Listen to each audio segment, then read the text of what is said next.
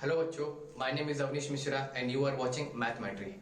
आज मैं आप लोगों के लिए लेके आया हूँ रोटेशनल डायनामिक्स का थर्ड लेक्चर। एक्चुअली ये थर्ड लेक्चर जो है सेकंड लेक्चर का एक कंटिन्यूएशन पार्ट है। सेकंड लेक्चर में मैंने आप लोग को बताया था v is equal to R omega का डेरिवेशन बताया था। v is equal to R omega, उसमें वेलोसिटी का डायरेक्शन कैसा होता है टेंजेंशियल, r का डायरेक्शन होता है रेडियल और ओमेगा का डायरेक्शन कैसा होता है एक्सियल। फिर उसके बाद हम लोगों ने डिटेल में एक्सप्लेन किया था UCM, uniform circular motion, non uniform circular motion और सेंट्रीपिटल फोर्स, है ना। यूसीएम जो है एक्सेलरेटेड मोशन क्यों होता है, काफी डिटेल में मैंने आप लोग को एक्सप्लेन किया हुआ है। इसके बाद हम लोग ने सेंट्रीपिटल फोर्स देखा। लेक्चर काफी बड़ा हो रहा था, इसलिए मैंने डिसाइड किया कि सेंट्रीफ्यूगल फोर्स ये वाले लेक्चर में कवर करेंगे। अच्छा, सेंट्रीफ्यूगल फोर्स पढ़ने के लिए सेंट्रीपिटल फोर्स का होना बहुत जरूरी है। अगर आपको सेंट्रीपिटल फोर्स का नॉलेज रहेगा तो ही सेंट्रीफ्यूगल फोर्स समझ में आएगा। तो थोड़ा सा मैं सेंट्रीपिटल फोर्स जो है थोड़ा सा रिवाइज करवा दूंगा, उसके बाद मैं सेंट्रीफ्यूगल फोर्स पे मूव करूंगा। सेंट्रीपिटल फोर्स अगर आपको समझ में आ गया होगा तो सेंट्रीफ्यूगल फोर्स कंप्लीटली समझ में आ जाएगा, उसी का भाई है ये। ओके, तो पहले थोड़ा सा सेंट्रीपिटल फोर्स एक्सप्लेन कर देता हूं आपको, फिर उसके बाद सेंट्रीफ्यूगल फोर्स पे हम लोग जाएंगे। ज्यादा बड़ा वीडियो बनेगा नहीं, सेंट्रीफ्यूगल फोर्स छोटा टॉपिक है। एक्चुअली पार्ट उसी का था, तो सेंट्रीपिटल फोर्स समझ में आ जाता था तो आपको सेंट्रीफ्यूगल फोर्स भी समझ में आ जाएगा। ओके, तो आज रोटेशनल डायनामिक्स का थर्ड लेक्चर है और सर्कुलर मोशन का भी थर्ड लेक्चर है ना। मैंने जैसा बताया था रोटेशनल डायनामिक्स आपका दो पार्ट में डिवाइडेड है, सर्कुलर मोशन और रोटेशनल मोशन। और उसमें भी सर्कुलर मोशन भी दो पार्ट में डिवाइडेड है, एक है काइनेमेटिक्स और एक है डायनामिक्स। डायनामिक्स मतलब कॉज ऑफ द मोशन, तो ये सेंट्रीपिटल फोर्स और centrifugal force, these are the cause of the motion, these are the cause of circular motion. ये सर्कुलर मोशन के कॉज है। तो काइनेमेटिक्स हमने कंप्लीट कर दिया हुआ है, काइनेमेटिक्स में सारे टर्म्स इन्वॉल्व थे और डायनामिक्स में क्या है इसके कॉज है। ओके, आज सेंट्रीफ्यूगल फोर्स पढ़ा दे रहा हूं, उसके बाद हम लोग डेरिवेशन की तरफ मूव करेंगे। बहुत सारे डेरिवेशन है इस चैप्टर में, बहुत सारे डेरिवेशन, पूरे रोटेशनल डायनामिक्स में बहुत सारे डेरिवेशन है, तो आपको डेरिवेशन के थ्रू ही गुजरना पड़ेगा। लेकिन अगर आपको काइनेमेटिक्स समझ में आ गया, कॉज इसका डायनामिक्स जो स्टार्टिंग थोड़ा बताया हूं वो समझ में आ गया, तो आपको ये चैप्टर और ऑसिलेशन इजी लगेगा। मैं बार बार बोल रहा हूं। ओके, तो let's get started rotational dynamics का थर्ड लेक्चर। अच्छा, बिफोर स्टार्टिंग द लेक्चर, अगर आप मेरे चैनल पर नए हैं तो प्लीज चैनल को जरूर सब्सक्राइब करिए, अपने दोस्तों के साथ शेयर भी करिए और लाइक भी करिए, डाउट आता है तो कमेंट भी करिए। ओके, सो स्टार्ट करते हैं अपना रोटेशनल डायनामिक्स का थर्ड लेक्चर और सर्कुलर मोशन का थर्ड पार्ट। तो सेंट्रीफ्यूगल फोर्स स्टार्ट करने से पहले हम लोग सेंट्रीपिटल फोर्स की तरफ थोड़ा ध्यान देंगे। अच्छा, सेंट्रीपिटल फोर्स क्या होता है? सेंट्रीपिटल फोर्स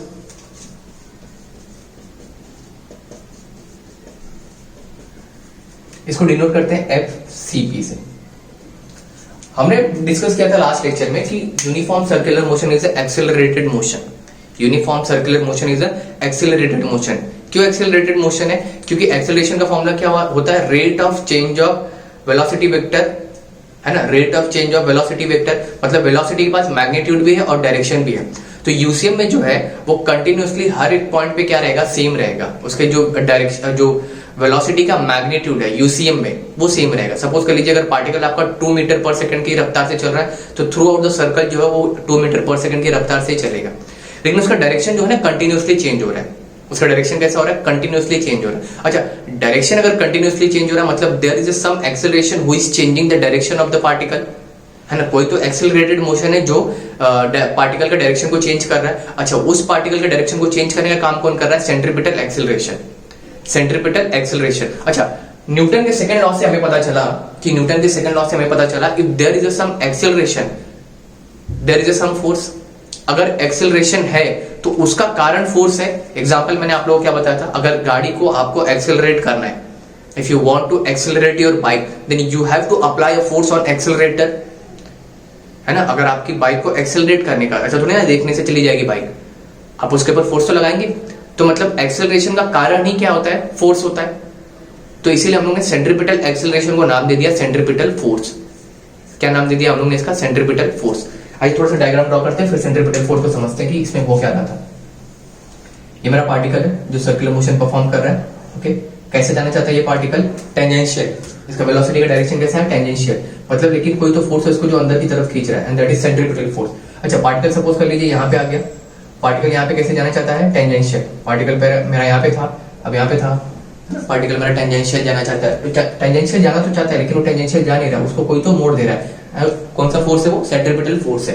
फिर यहाँ पे भी सपोज कर लीजिए पार्टिकल आपका, पार्टिकल ऐसे जाना चाहता है टेंजेंशियल, कोई तो फोर्स है जो उसकी तरफ अपनी तरफ मोड़ रहा है, तो कौन सा फोर्स है, सेंट्रीपिटल फोर्स। अच्छा, सेंट्रीपिटल फोर्स का डायरेक्शन क्या होता है, along the radius towards the centre, along the radius towards the centre. मैंने आप लोगों को पिछले लेक्चर में एकदम डिटेल में बताया था, अगर इसका वेक्टर फॉर्म हम लोग डेरिवेशन से डिराइव करेंगे तो सेंट्रीपिटल एक्सेलरेशन का फॉर्मूला होता है माइनस ओमेगा स्क्वायर आर।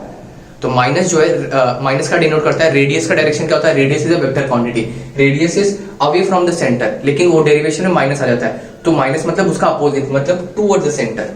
तो सेंट्रीपिटल फोर्स का डायरेक्शन होता है टुवर्ड्स द सेंटर। जैसे कि हम लोग ने, अगर इसका डेरिवेशन आप डिराइव करोगे सेंट्रीपिटल फोर्स, सेंट्रीपिटल एक्सेलरेशन का, तो आता है इसका फॉर्मूला आर। तो R is a radius vector which is away from the centre. अच्छा, ये अवे है तो माइनस मतलब उसका अपोजिट है, मतलब सेंट्रीपिटल एक्सेलरेशन का डायरेक्शन कहाँ पे, टुवर्ड्स द सेंटर होगा। अच्छा, सेंट्रीपिटल एक्सेलरेशन कौन सा काम कर रहा है, सेंट्रीपिटल फोर्स का। कैसे हम लोग ने समझा था, by Newton second law, by Newton second law. क्या बोलते हैं अपने न्यूटन भाई, F is equal to mass into acceleration. If there is some acceleration, the force is responsible for this acceleration. अगर आपके पास एक्सेलरेशन है तो फोर्स होना चाहिए, मतलब फोर्स है उसके पीछे। तो सेंट्रीपिटल एक्सेलरेशन का कारण भी क्या होगा, सेंट्रीपिटल फोर्स। तो हम लोग ने सेंट्रीपिटल एक्सेलरेशन को हम लोग ने रिप्लेस कर दिया सेंट्रीपिटल फोर्स से, है ना।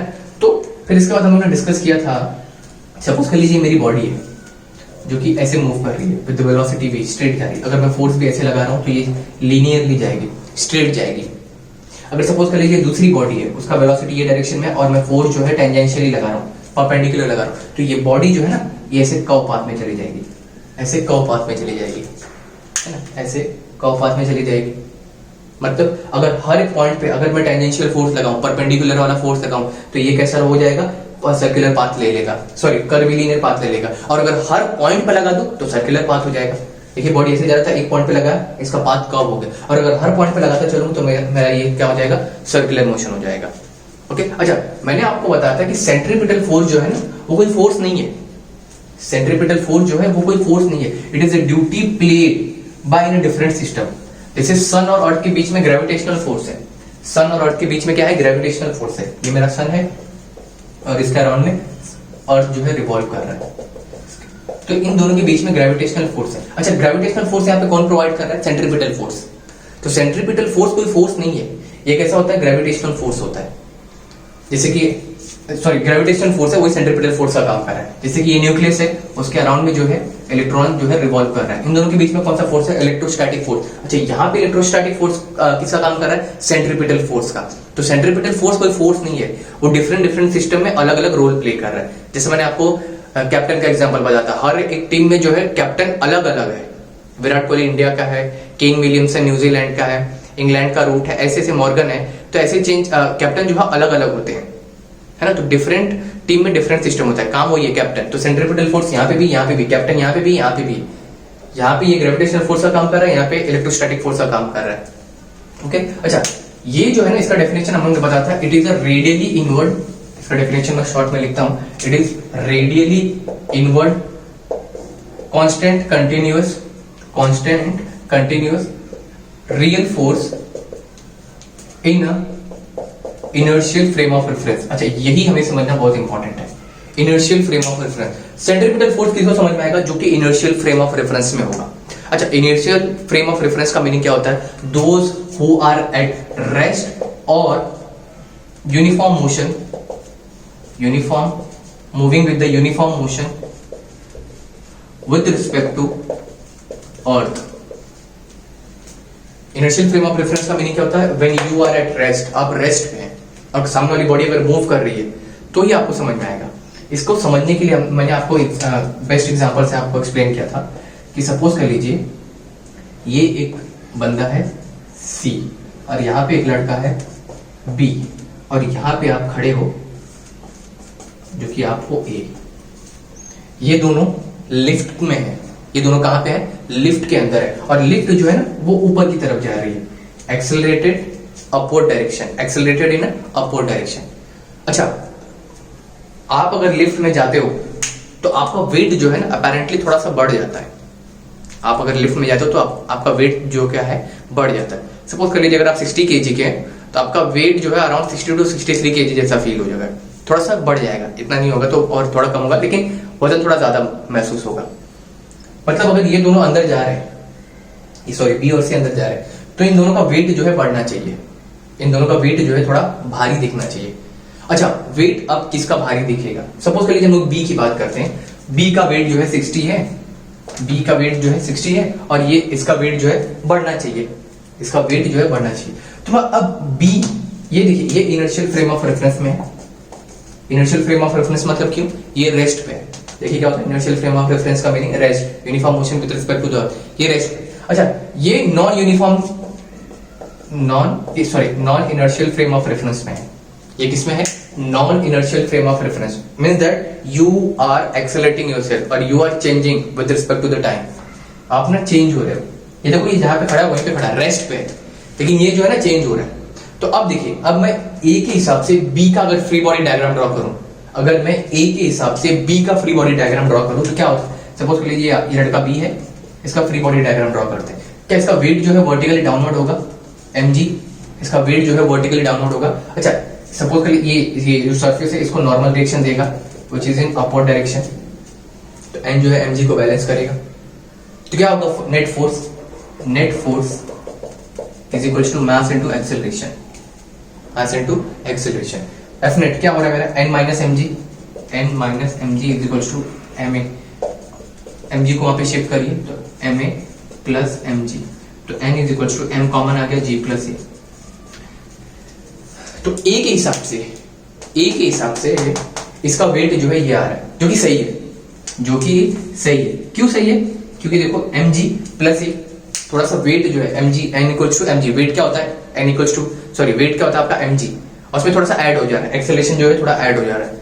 अब ऐड होने की वजह से इसका वेट जो है थोड़ा सा बढ़ जाएगा, इसका वेट जो है थोड़ा बढ़ जाएगा। किसके हिसाब से? a के हिसाब से। अब आइए सी के हिसाब से इसका फ्रेम ऑफ रेफरेंस देखते हैं। सी के हिसाब से इसका क्या देखते हैं? फ्रेम ऑफ रेफरेंस देखते हैं।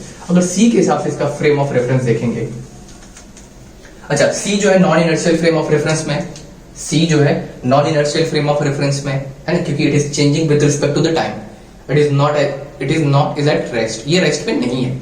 तो इसके हिसाब से सी के हिसाब से अगर मैं बी का फ्री बॉडी डायग्राम ड्रॉ करूं तो ये होगा मेरा, सपोज कर लीजिए मेरा लड़का है बी, हाँ, वेट जो है इसका कैसा है? वर्टिकली डाउनवर्ड, नॉर्मल डायरेक्शन इसको अपवर्ड डायरेक्शन में लग रहा है। नेट फोर्स कितना लगेगा? Net force is equals to mass into acceleration. ना एक्सेलरेशन यहाँ पे सी के हिसाब से बी का कितना है? 0। सी के हिसाब से बी का एक्सेलरेशन 0 है। इमेजिन करिए यहाँ पे आप खड़े हैं और बंदा जो है लिफ्ट में आगे जा रहा है, तो आप जो है ना, आप देखेंगे तो आपके हिसाब से जो लड़का जो है ना वो ऊपर जा रहा है, मतलब वो ऊपर की तरफ एक्सेलरेट हो रहा है। वही अगर सपोज करिए उस लड़के के बगल में एक और लड़का है, तो दोनों एक ही साथ ऊपर जा रहे हैं, मतलब दोनों में नेट एक्सेलरेशन कितना हो जाएगा? 0 हो जाएगा। रिलेटिव एक्सेलरेशन कितना हो जाएगा? 0। तो सी के हिसाब से बी पे कोई एक्सेलरेशन नहीं है, मतलब यहाँ पे एक्सेलरेशन क्या है? 0, एक्सेलरेशन 0। तो एफ नेट के प्लेस में मैं n माइनस mg लिख दूं, n माइनस mg, एक्सेलरेशन तो यहाँ पे 0 है, तो ये क्या हो गया मेरा? 0। तो n को वहां पे शिफ्ट करो mg, मतलब c के हिसाब से b का वेट जो है चेंज नहीं हो रहा है। c के हिसाब से देखो c के हिसाब से b का जितना वेट है उतना ही वेट है, वेट इक्वल्स टू mg, ये होता है ना, c के हिसाब से जितना वेट उसका है उतना ही है। लेकिन रियल में क्या हो रहा है कि इसका वेट जो है ना चेंज हो रहा है, बढ़ रहा है। क्यों बढ़ रहा है? जैसे कि आपने लिफ्ट में भी फील किया होगा, लिफ्ट में फील करते हैं तो क्या होता है, अपना वेट जो थोड़ा सा बढ़ जाता है, मतलब इसका वेट जो है ना बढ़ रहा है। अच्छा, इसका वेट बढ़ रहा है, वो कौन देख पा रहा है? ये देख पा रहा है, ये लड़का ए, जो कि इनर्शियल फ्रेम ऑफ रेफरेंस में है, ये नहीं देख पा रहा है।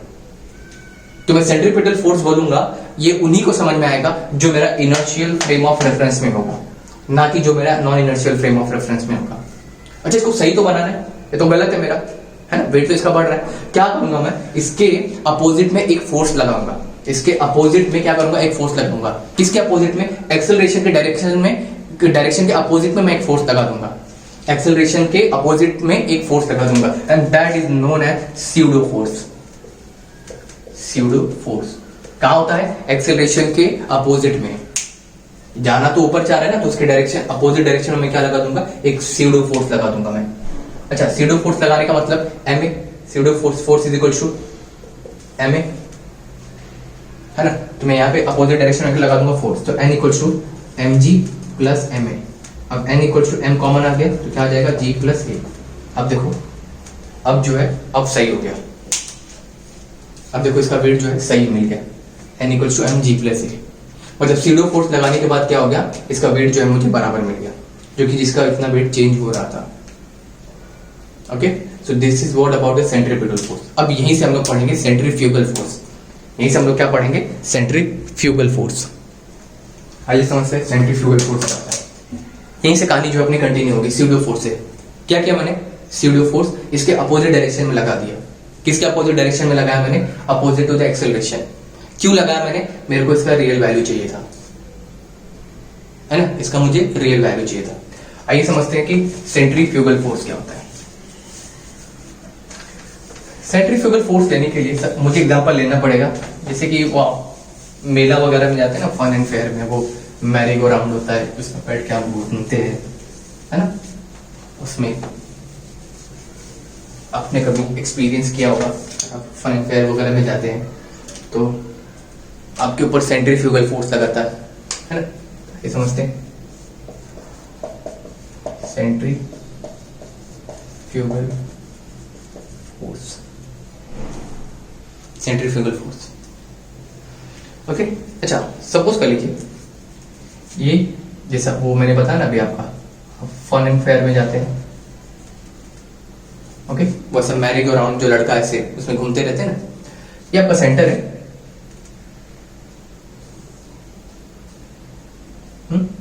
और आप यहां पे हो। सपोज कर लीजिए ये पार्टिकल है, हाँ, वो जो जिसमें बैठते हैं ना वो घूम रहा है, वो ऐसे से घूम रहा है, एक पार्टिकल जो है वो ऐसे से घूम रहा है। आप यहां पे बैठे हो, आप यहां पे हो, ओके, पढ़ाई लिखाई नहीं करोगे ना तो ऐसा फन एंड फेयर में जाना पड़ेगा, ऐसे आप यहां पे हो, ओके, और ये पार्टिकल जो है मेरा घूम रहा है। एक लड़का यहाँ पे जो कि बी है और एक लड़का यहाँ पे है ए, ओके, एक लड़का यहाँ पे एक लड़का यहाँ पे।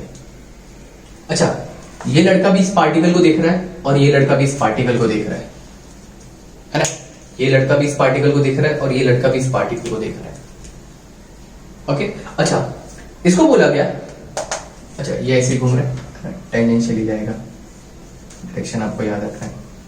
इसको बोला कि अच्छा यहाँ पे देखो, ये ना ये स्टोन को है ना मैंने स्ट्रिंग से टाई किया हुआ है, ये स्टोन को है ना मैंने स्ट्रिंग से टाई किया हुआ है, स्ट्रिंग मतलब धागे से मैंने बांधा हुआ है, वैसे घूम रहा है, ओके। अच्छा, ये हर एक डायरेक्शन पे क्या हो रहा है, चेंज हो रहा है, हर डायरेक्शन हर एक इंस्टेंट पे क्या हो रहा है, इसका डायरेक्शन क्या हो रहा है, चेंज हो रहा है। देखिए पहले यहाँ पे था टेंजेंशियली जाना था तब मुड़ गया, यहाँ पे था टेंजेंशियली जाना था तब मुड़ गया, यहाँ पे था टेंजेंशियली जाना था तब मुड़ गया, यहाँ पे था टेंजेंशियली जाना था तब मुड़ गया। तो हर एक इंस्टेंट पे इसका डायरेक्शन क्या हो रहा है, चेंज हो रहा है। मतलब there is some centripetal force, there is some centripetal force, centripetal force है बच्चों यहाँ पे, क्योंकि इसका डायरेक्शन चेंज कर रहा है।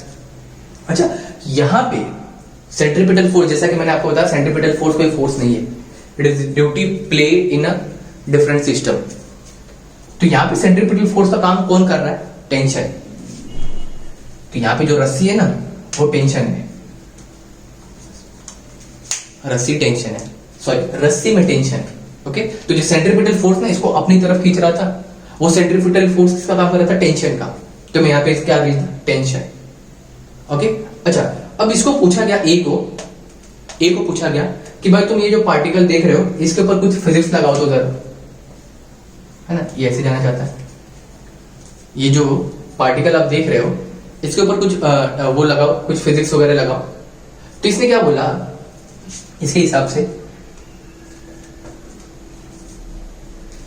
अच्छा इसके ऊपर सेंट्रीपिटल फोर्स लग रहा है, F is equal to M A, centripetal force is equal to M A. अच्छा, यहाँ पे सेंट्रीपिटल फोर्स का काम कौन कर रहा है, टेंशन, तो मैं इसको टेंशन लिख दूं। तो ये रहा इसका मास m। अच्छा, इसका एक्सेलरेशन क्या हो जाएगा, v square upon r, tension is equal to v square upon r, है ना। अरे ये फोर्स जो है इसके हिसाब से ये डायरेक्शन चेंज करते जा रहा है हर डायरेक्शन पे, मतलब सेंट्रीपिटल फोर्स है, और वो सेंट्रीपिटल फोर्स का काम कौन कर रहा है, टेंशन काम कर रहा है। ये रहा m, एक्सेलरेट हर एक पॉइंट पे एक्सेलरेट हो रहा है, मतलब v स्क्वायर अपॉन r। तो इसके हिसाब से ये फॉर्मूला है, T is equal to mv square upon r, T is equal to mv square. अच्छा, बी को बोला गया कि तुम जरा इसके बारे में क्या सोचते हो बताओ। तो बी को बोला गया कि तुम इसके बारे में क्या सोचते हो जरा बताओ। तो क्या बोला इसने कि F C P is equal to mass into acceleration. अच्छा, उससे पहले ये इनर्शियल फ्रेम ऑफ रेफरेंस में है, ये इनर्शियल फ्रेम ऑफ रेफरेंस में है। क्यों इनर्शियल फ्रेम ऑफ रेफरेंस? मतलब those who are at rest और moving with uniform motion with the earth.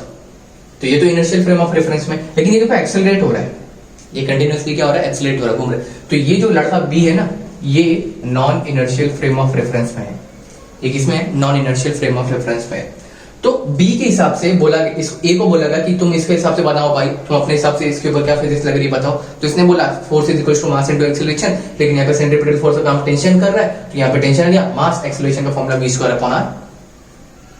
Okay, तो बी को बोला गया कि तुम क्या देख रहे हो भाई, और ये इनर्शियल फ्रेम ऑफ रेफरेंस में है, ये non inertial frame of reference में है। ये इसको बोला गया कि तुम जरा बताओ भाई, तुम क्या सोचते हो इसके बारे में। अच्छा, क्या मैं बोल सकता हूं, जैसे जैसे मेरा पार्टिकल घूम रहा है, ये लड़का भी उसी तरीके से घूम रहा है। हाँ, याद करो, जैसे मैंने लिफ्ट वाले एग्जांपल में बताया, लड़का ऊपर जा रहा था बी, और सी वाला लड़का भी ऊपर जा रहा था, दोनों साथ में जा रहे थे। मतलब दोनों के बीच में जो रिलेटिव एक्सेलरेशन है वो जीरो है। Try to imagine. देखिए, अगर एक ट्रेन अपोजिट डायरेक्शन यहाँ पे जा रही है और दूसरी ट्रेन ऐसे जा रही है, तो आपको सामने वाली ट्रेन की स्पीड ज्यादा लगेगी, लेकिन दोनों अगर सेम डायरेक्शन में जाएंगे ना, तो स्पीड सब्ट्रैक्ट हो जाएगा। तो वैसे दोनों देखो सेम डायरेक्शन में जा रहे हैं, ये भी मेरा घूम रहा है और ये भी मेरा घूम रहा है। क्या मैं बोल सकता हूँ रिलेटिव एक्सेलरेशन इन दोनों के बीच में क्या हो जाएगा, जीरो हो जाएगा।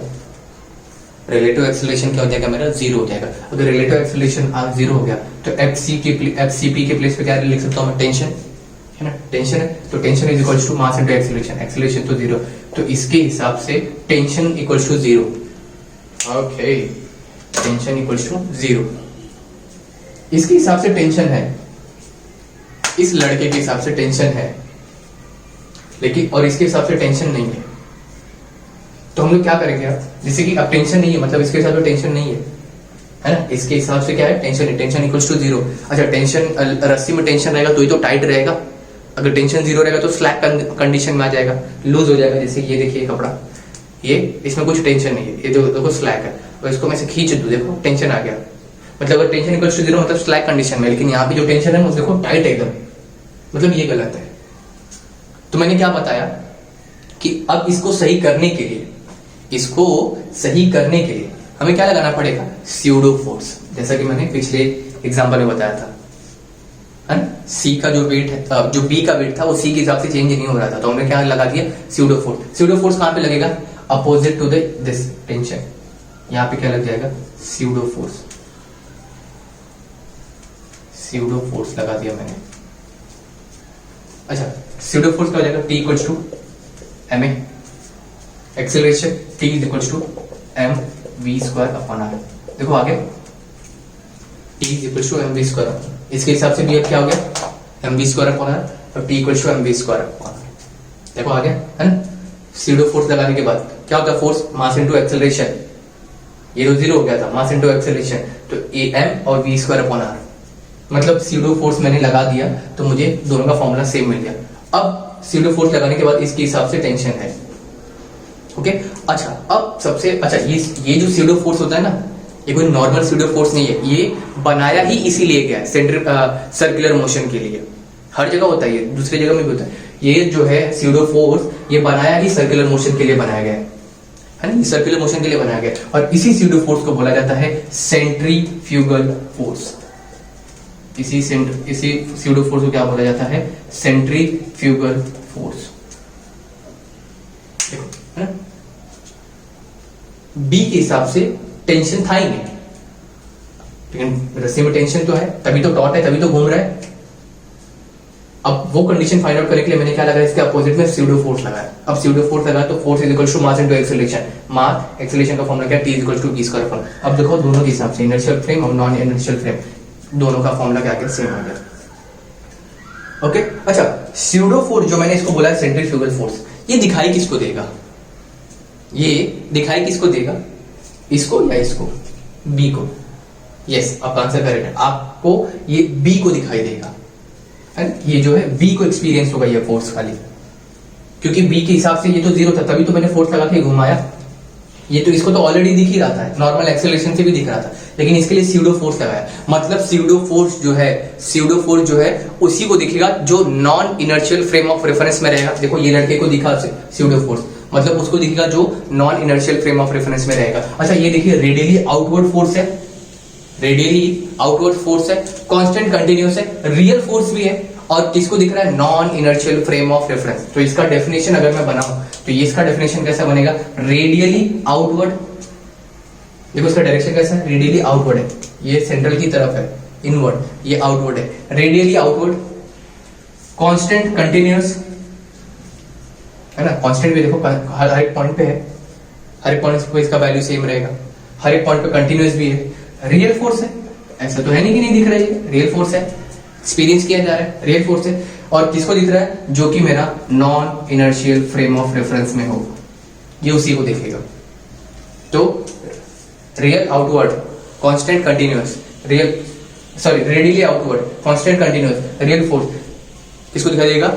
Acted on a particle who is in non inertial frame of reference में, जो मूविंग कंडीशन में होगा, जो मेरा मूविंग कंडीशन में होगा। Okay, so this is what about the centrifugal force. अच्छा एक क्वेश्चन मैं आप लोग से पूछता हूं, सपोज कर लीजिए ये रस्सी यहां से टूट गई, ये रस्सी जो है यहां से टूट गई, क्या हो जाएगा बच्चों? तब ए के हिसाब से ये कहां जाएगा और बी के हिसाब से कहां जाएगा? जरा सोचिए, अगर बीच में जो रस्सी जो है टूट गई तो ए के हिसाब से कहां जाएगा और बी के हिसाब से कहां जाएगा पार्टिकल? थोड़ा सा समझिए जो डेफिनेशन मैंने बताया, सोचा आप लोग ने? देखिए ए के हिसाब से तो टेंजेंशियली चला जाएगा, है ना, हर एक पॉइंट पे इसका डायरेक्शन कैसा है? टेंजेंशियल। तो ए के हिसाब से तो टेंजेंशियली चला जाएगा, लेकिन बी के हिसाब से ना, ये बी के हिसाब से ये रेडियली आउटवर्ड जाएगा। बी के हिसाब से कैसा चला जाएगा? Radially outward. देखो मैंने डेफिनेशन भी लिखा, radially outward constant continuous real force who is in non inertial frame of reference. ये स्यूडो फोर्स उसी को दिखता है, सेंट्रीफ्यूगल फोर्स उसी को दिखता है जो non inertial frame of reference में रहेगा। अच्छा ये तो मैं क्या बोला, ये इसके हिसाब से तो ये टेंजेंशियली चला जाएगा, जिस करेक्ट, इसके हिसाब से दूर चला जाएगा। आइए देखते कैसे।